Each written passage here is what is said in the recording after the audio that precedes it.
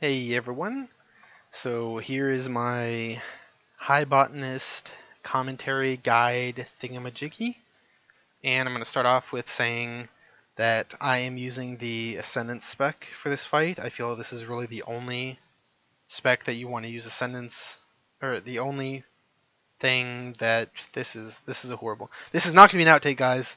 Started off horribly. It's not happening. This is pretty much the only spec that you want to use on this fight on Mythic. The bosses here, they do not, I don't know if you can see my mouse, they do not share health, so you pretty much have to target one down. Lightning Rod sucks. So I'm going to start off by saying that on this fight, during the start, you're going to see me, let's start it by the way, you're going to see me spreading Flame Shock with Path of Flame. Sorry for some of the leg spikes. So pretty much I'm going to start my normal rotation, going to pop Ascendance, and then I'm going to be spreading Flame Shock around. Now there is a rotation that it can go in naturally, like it'll keep going in the same order. So all I'm doing right now is I'm swapping targets to the higher duration Flame Shock targets and pretty much spreading Flame Shock as much as I can. So then the first lashes spawn pretty much right as your Ascendance ends. So just pop my thing and do as much lasher damage as I can, try to be as useful as I can. Now look, if you see right here already, my Naturalist, whatever, the Flame Shock duration is already on 8 minutes on Naturalist Tel'arn. So, my voice is going on, I'm sorry guys. So, now with this, I don't really need to refresh Flame Shock at all for the entire fight. The only time I use Flame Shock is a couple times on some of the lashers that spawn just to make sure that I can Lava Burst them down.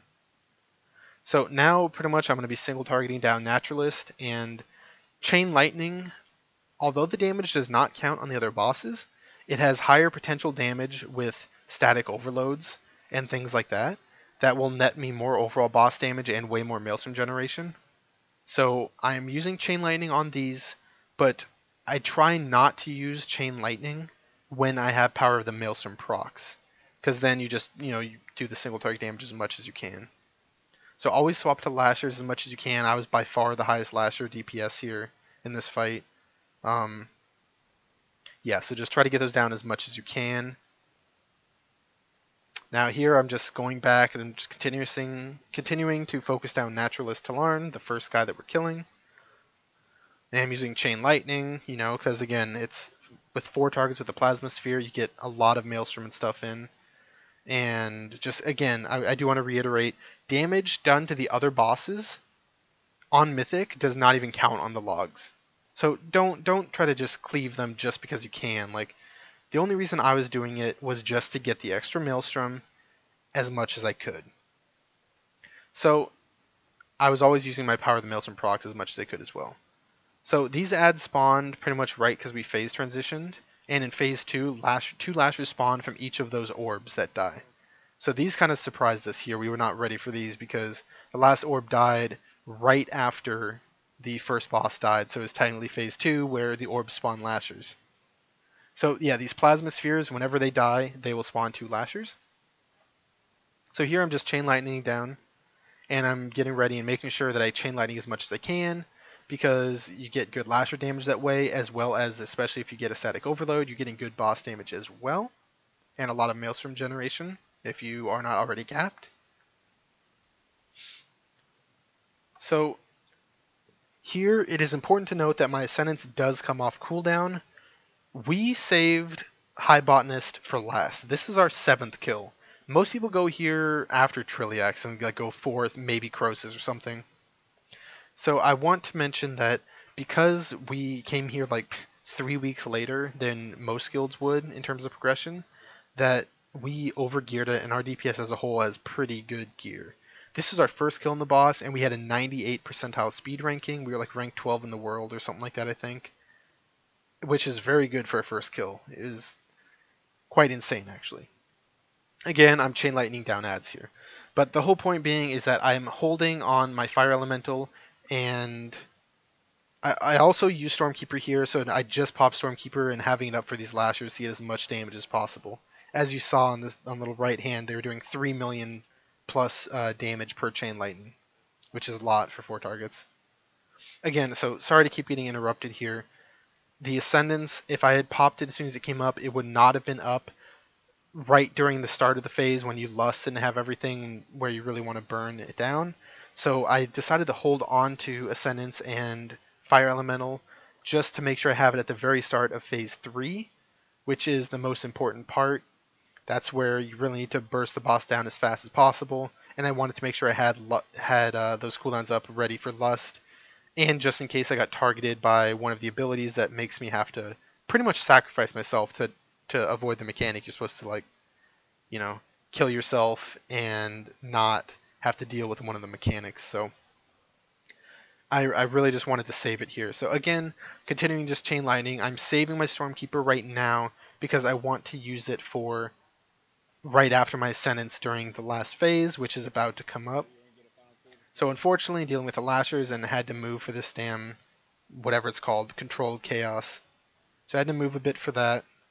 Get the Lashers down, the last guy dies. Pretty much popping Lust, popping all my cooldowns, getting ready to pop Ascendance right here, and boom. Popping Ascendance, and we're bursting the ad down. Now here, because we were wiping for a couple hours on this, this is our first kill. My Ascendance was, or my Reincarnate, I was checking my Ankh, and hey look, it's 20 seconds off cooldown, please don't target me at the first thing that I'm supposed to sacrifice myself to because my Ankh isn't ready, and I didn't get it. So there's people running off to the sides, that was that. So again, all this is like a burn phase, just doing normal single target rotation while swapping to these spheres to make sure they die in a proper order and without overlapping the debuffs, because that'll pretty much wipe you. So continuing to focus down the boss, doing as much damage as possible, getting a little low here. I think at one point I actually healed myself a couple times in this phase just so I wouldn't die.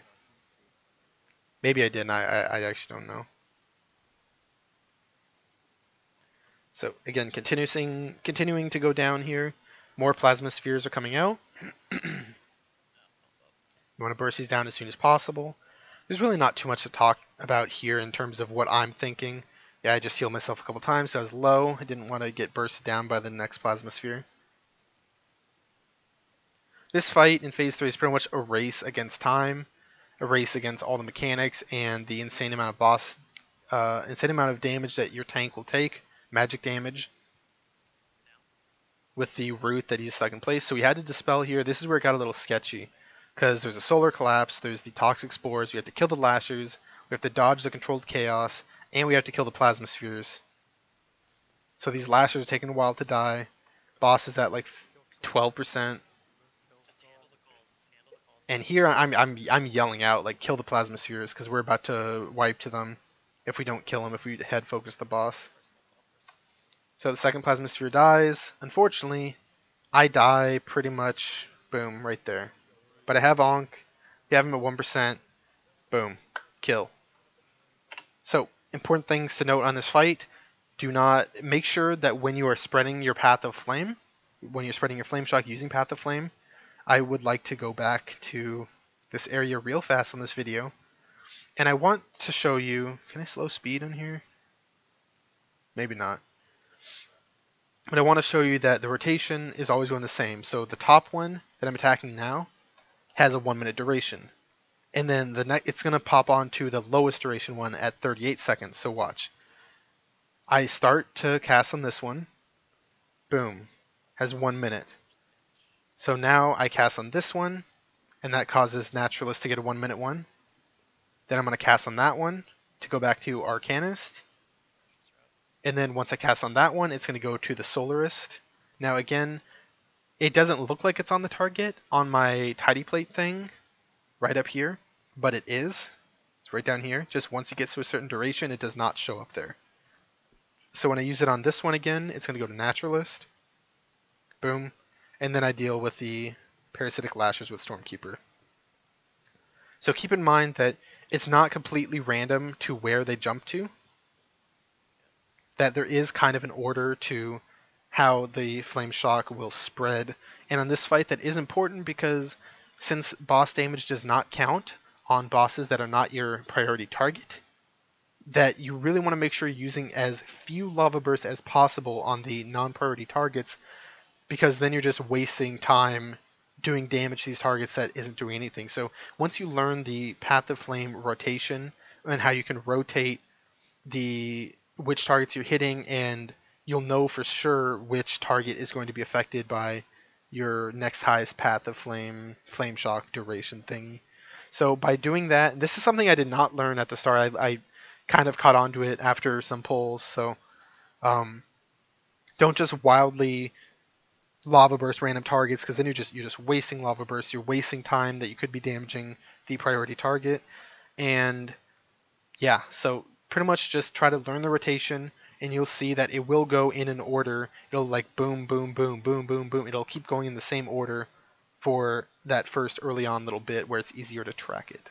So that's pretty much the main thing I want you guys to keep in mind, is that how to game Path of Flame properly on this, and then make sure you're hitting the priority target as much as possible outside of that, as well as keeping damage up on the lashers pretty high in both phase 1 and 2.